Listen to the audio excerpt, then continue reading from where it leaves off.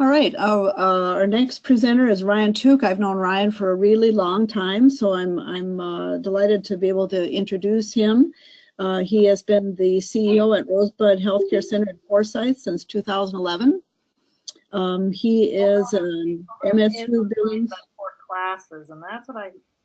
Oh, could you mute, please? Could folks mute, please? We're picking up background conversations. Yeah, and this is Kay, and I'm seeing a lot of phone callers that are not muted, and so you need to mute on your phones as well as on your computer. So if you wouldn't mind doing that, that would be great. Okay, so carrying on. He is an MSU Billings graduate and a native of beautiful Ekalaka. If you've never been to Ekalaka, it's well worth the drive. It's so pretty there. He has been on the Eastern Montana AHEC Advisory Council for over 2 years. Ryan is a dedicated CEO and has been an active promoter, really an early adopter of Healthcare Montana's activities. And he's a supportive dad to 3 active children, which by now I think, Ryan, are probably growing up from when we were co-workers or or peers, I guess would be the word. So Ryan, I'll turn it over to you. Thanks for joining us. All right, thank you. Yes, the activity on the kids. We have about 2.5 feet of snow, and they're related because school is canceled this afternoon and all day tomorrow. So wow. we do have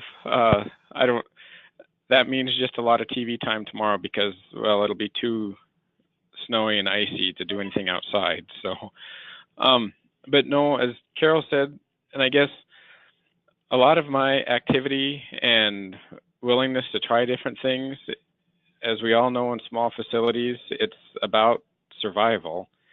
And I guess when this grant came along, I really didn't see any downside of it because I was able to get my master's degree all online through MSU Billings while working at the hospital.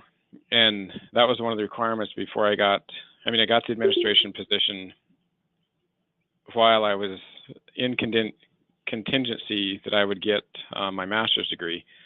Had I had to go to college or go off campus, it would have been a little bit more limiting and may not have been doable. Because as Carol said, at that time, my family was young. I had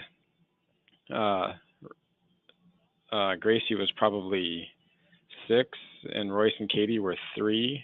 So, I mean, it was a very active time. And so understanding the benefit of online classes, staying at home, able to do it while continuing to work and still have a paycheck and live, that was very important to me. And so when I saw the grant and the opportunities that we could do, knowing the need for CNAs, LPNs, RNs, anything and everything in a rural health facility, again, I thought this can't really be a losing proposition. So anyhow, when I benefit from something, I try to sell it as much as I can. And right now, every time anybody comes into my office and asks me, okay, I'd like to get this degree or I'd like to get that degree, my first words are always say, get a hold of Pat Roos or Mary Helgeson, because those two will get you. There isn't any money available, but they will get you on track to get a degree online while you still work here. Right now I have one in school. One was in school, but she took a semester off. And the one that's in school right now, she's a CNA working to be an LPN. The one that has been accepted, she is a medical assistant, but does not have the degree or the certificate. So she's going to be working towards that. I have a number of other people who are interested. It's like, do you jump into a cold water or a pool of cold water, or do you ease your way into it? And sometimes I just want to push them into school because there isn't ever a good time. You just have to do it. And Healthcare Montana has definitely made it to where they can still work at their own pace, they can go to school. The LPN, or the person that's going to be an LPN, she's taken 6 credits, or an overload, I think, but she's able to do it. And so I guess those are the benefits of it, because a lot of times when they leave our town, they stay in the other town because they have to work while they're going to college anyhow. So where do they work at? The healthcare facilities. Well, the healthcare facilities are then able to see what type of a worker they are, and then it just kind of leads into one thing into another, like, well, if you come back here, we'll pay for your schooling.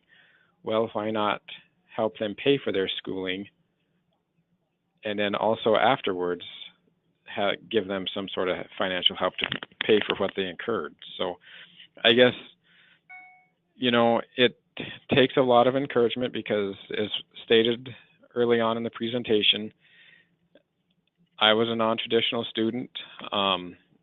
There's a lot of people who are non-traditional students, single parents, whether that be mom or dad.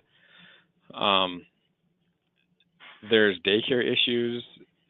This is the opportunity to grow the people at home and to kind of meet the needs of our workforce. So, and it's not just CNAs to LPNs. There's also, I've been looking into, and I haven't successfully been able to encourage any of my billing office, but like through the city college, there's billing and coding and stuff like that that can only enhance what they know rather than on-the-job training. So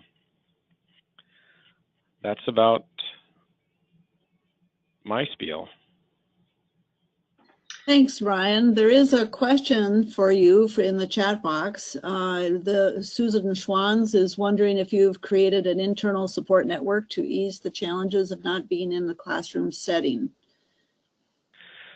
I guess a formal setting, probably not, but I always make sure that when I check in, I mean, I see these people on a daily basis, so I always ask them how it's going, if there's anything that I can do on this end, because I